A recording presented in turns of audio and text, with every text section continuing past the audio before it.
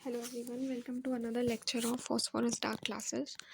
और आज हम पढ़ेंगे स्ट्रक्चर ऑफ एटम। हम कंटिन्यू कर रहे हैं और आज हम लोग जो करेंगे दिस इज़ आइसोडाइफर्स। उसके बाद में will do iso electronic species and at last isosters. तो आइसोटॉप्स, आइसोबॉर्स और आइसोटोन्स हम लोग लास्ट प्रीवियस लेक्चर में कर चुके हैं। अगर आपने नहीं देखा है तो वो देख सकते हो। बात है आइसोडाइफर्स। आइसोडाइफर्स क्या होते हैं? Elements having the same value of isotopic excess are known as isodiphers, where isotopic excess is equal to a minus 2z. a minus 2z होता है a is mass number minus twice of atomic number। इस फॉर्मूले को solve करके अगर दो elements की same value आती है तो उनको आइसोडाइफर्स कहते हैं। Elements having the same value of isotopic excess are known as isodiaphers, where isotopic excess ये होता है। ठीक है, एग्जाम्पल देख लेते हैं।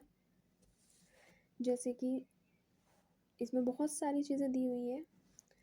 बी वाला एग्जाम्पल देखते हैं। Carbon 14, oxygen 18 and chromium 50, they all have isotopic excess of a minus 2z which is equal to 2। Carbon का 14 होता है तो a हो गया 14 और z हो गया 6 फॉर कार्बन। तो a माइनस 2z कितना हुआ? 14 minus 2 into 6 which is 14 minus 12, तो आंसर आ जाएगा 2। ऐसे ही ऑक्सीजन में 18 माइनस 2 इंटू 8 16 विच इज़ 2। ऐसे ही क्रोमियम में 50 माइनस 24 इंटू 2 जिसका आंसर आएगा 48 और 50 माइनस 48 इज़ 2। तो ये हो गया आइसोडाइफर्स के एग्जाम्पल। अब ये TPCl NaLiAl KF ये सारे के सारे जो है ये आइसोटॉपिक एक्सेस देते हैं 1। ठीक है, और इनको बोलते हैं आइसोडाइफर्स। आइसोटॉपिक एक्सेस 1 है और इनको बोलेंगे क्या? आइसोडाइफर्स। ठीक है, अब इसके बाद में चलते हैं। फिर आता है एग्जाम्पल सी, देखते हैं इसका। क्लोरीन 37 और स्कैंडियम 45। 45 माइनस 21 इंटू 2 42 जो कि 3 है। 37 minus 17 into 2 which is also equal to 3। इन सब का आइसोटॉपिक एक्सेस 3 होता है और डी वाले का आता है 4, जो डी वाला एग्जाम्पल है क्रोमियम 52 और आयरन 56 का। अब इसको एक बारी और देख सकते हो आप। ठीक है,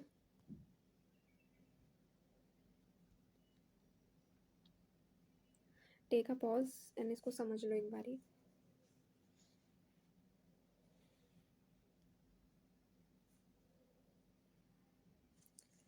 फिर आते हैं हम आइसो इलेक्ट्रॉनिक स्पीशीज़ पे। ये वो स्पीशीज़ होती हैं जिनके नंबर ऑफ़ इलेक्ट्रॉन्स जो होते हैं वो सेम है। जो नंबर ऑफ़ इलेक्ट्रॉन्स हैं वो सेम है एक मॉलिक्यूल में, एक एटम में या आयन में। यानी कि ज़रूरी नहीं हो एटम ही हो, मॉलिक्यूल की बात हो रही हो या आयन की बात हो रही हो, तीनों में नंबर ऑफ़ इलेक्ट्रॉन सेम होने चाहिए आइसो इलेक्ट्रॉनिक स्पीशीज़ के लिए। ठीक है, तो इसकी डेफिनेशन है the species having the same number of electrons are known as iso electronic species. It may be an atom, ion और अ मॉलिक्यूल। Example carbon -4। ठीक है, तो इसका जो कार्बन का जो एटॉमिक नंबर होता है वो होता है 6। 6 माइनस 4 इज़ 6 में 4 ऐड करेंगे तो इट इज़ ऑब्वियसली 12। नहीं, hydrogen, helium, lithium, beryllium, boron, carbon. 6 plus 4, अगर माइनस का साइन है तो प्लस करते हैं नंबर ऑफ़ इलेक्ट्रॉन्स, और अगर प्लस का साइन है तो माइनस करते हैं नंबर ऑफ़ इलेक्ट्रॉन्स। ठीक है, तो इसमें आ जाएगा 10। n माइनस 3 में भी 10 आएगा, O माइनस 2 में भी 8 प्लस 2 10 आएगा, F माइनस में भी 9 प्लस 1 10 आएगा। नियॉन भी 10 होता है। और ये सोडियम कितना होता है? 11 माइनस 1, क्योंकि n प्लस है। प्लस, अगर प्लस पॉजिटिव रेडिकल है तो उसमें माइनस होंगे नंबर ऑफ़ इलेक्ट्रॉन्स उसके एटॉमिक नंबर से। जैसे मैग्नीशियम का एटॉमिक नंबर होता है 12, तो 12 माइनस 2 इज़ 10। एल्यूमिनियम का एटॉमिक नंबर होता है 13, 13 माइनस 3 इज़ 10। तो सबका 10 है, तो ये सारे आइसो इलेक्ट्रॉनिक स्पीशीज़ हैं। इसको आप पढ़ सकते हो पॉज लेके। ठीक है, अब इसके बाद में हम आगे करेंगे। Nowadays the definition of isoelectronic species is also observe to extend to include the species having the same number of valence shell electrons. अब आइसो इलेक्ट्रॉनिक स्पीशीज़ में एक और न्यू हुआ है ट्रेंड, जिसके अकॉर्डिंग अब अगर number of valence electrons भी वैलेंस शेल यानी कि लास्ट शेल में जो नंबर ऑफ वैलेंस इलेक्ट्रॉन्स है वो भी अगर सिमिलर हैं तो भी वो आइसो इलेक्ट्रॉनिक स्पीशीज़ होगी। इसको डिटेल में आगे के चैप्टर्स में पढ़ेंगे, अभी आप एग्जाम्पल्स देख सकते हो। फिर आता है आइसोस्टर्स। आइसोस्टर्स वो आइसो इलेक्ट्रॉनिक स्पीशीज़ होती हैं जिनके number of atoms are same. ठीक है, पहले तो आइसो इलेक्ट्रॉनिक स्पीशी होनी चाहिए यानी कि नंबर ऑफ इलेक्ट्रॉन सेम हो, उसके बाद उसमें नंबर ऑफ एटम्स भी सेम हो, तब वो आइसोस्टर्स होगा। यानी कि आइसो इलेक्ट्रॉनिक स्पीशीज़ का ही थोड़ा एडवांस वर्जन है। उसमें आइसो इलेक्ट्रॉनिक तो होने ही चाहिए दो चीज़ें, उसके साथ साथ वो स्पीशीज़ कैसी होनी चाहिए, उसके नंबर ऑफ एटम्स भी सेम होने चाहिए।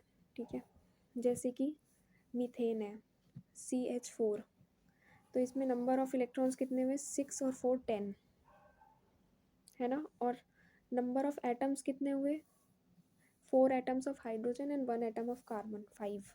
ठीक है, अब इसके साथ ही अमोनियम रेडिकल। अमोनियम रेडिकल में नाइट्रोजन का एटॉमिक नंबर होता है 7 और हाइड्रोजन का 1, तो टोटल नंबर ऑफ इलेक्ट्रॉन्स हुए 11, पर इस पर एक पॉजिटिव चार्ज भी है तो 11 में से एक माइनस हो जाएगा, 11 minus 1 which is equal to 10। ठीक है, तो अब इसमें क्या होगा, इसमें नंबर ऑफ एटम्स भी काउंट करते हैं। अमोनियम में एक नाइट्रोजन है 4 हाइड्रोजन है, वो कि जो कि 5 बनाता है, ये भी इक्वल हो गए। तो ये दोनों चीज़ें इक्वल हुई तो दोनों कंडीशन सेटिस्फाई हुई तो ये आइसोस्टर्स हो गए हैं। ठीक है, आप वीडियो पॉज करके इसको भी देख सकते हो। उसके बाद आता है electronic configuration of an atom. अगर हमें किसी भी इलेक्ट्रॉन की पोजीशन निकालनी है एटम में तो बहुत सारे फैक्टर्स पढ़ने पड़ते हैं, जिनमें से पहला है ऑर्बिटल। ऑर्बिटल क्या है, it is defined as the space occupied by the electrons around the nucleus of an atom where the probability of finding an electron is maximum. Orbital वो पूरी स्पेस होती है, वो कोई सर्कल नहीं है, वो कोई ओवल स्पेस नहीं है, वो पूरा स्पेस फैला हुआ है न्यूक्लियस के चारों तरफ। वो पार्ट न्यूक्लियस के चारों तरफ जहाँ पे इलेक्ट्रॉन का मिलने की प्रोबेबिलिटी बहुत ज़्यादा है, मैक्सिमम है, उसको ऑर्बिटल बोलते हैं। और कुछ पैरामीटर्स ना हमने ऑर्बिटल को डिफ़ाइन करने के लिए, इलेक्ट्रॉन को डिफ़ाइन करने के लिए ना सेट किए हैं। वो 4 फैक्टर्स हैं, ये एक तरह से नंबर्स हैं। कैसे, एक है प्रिंसिपल क्वांटम नंबर, इसको n से रिप्रेजेंट करते हैं। दूसरा एजीमुथल क्वांटम नंबर, इसको l से रिप्रेजेंट करते हैं। फिर है मैग्नेटिक क्वांटम नंबर, उसको m ये ml से रिप्रेजेंट करते हैं। और लास्टली स्पिन क्वांटम नंबर, जिसको s और ms से रिप्रेजेंट करते हैं। एक बार रीड कर लेते हैं। To define the position of an electron in an atom the following terms need to be defined. Orbital, it is defined as the space occupied by the electrons around the nucleus of an atom where the probability of finding an electron is the maximum. फिर आता है quantum numbers. These are the parameters required to characterize an orbital or an electron. There are 4 different quantum numbers which are named as follows. सबसे पहले principal quantum number denoted by n, azimuthal quantum number denoted by l, magnetic quantum number denoted by m or ml, spin quantum number denoted by s or ms. An orbital can be described by the first 3 quantum numbers, that is n, l and m, while the description of an electron requires all the 4 quantum numbers, that is n, l, m and s. तो orbital के लिए खाली 3 quantum number ही काफ़ी हैं। Orbital कहाँ कहाँ पे होगा न्यूक्लियस के अराउंड, उसके लिए 3 पैरामीटर बहुत है, n, l और m। और अगर हमें इलेक्ट्रॉन को फाइंड करना है कि इलेक्ट्रॉन कहाँ पे होगा उसी ऑर्बिटल के अंदर, उसके लिए 4 चीज़ें चाहिए हमें, n, l, m और s। That's it for today's lecture. Thank you for watching the video. Please do subscribe the channel.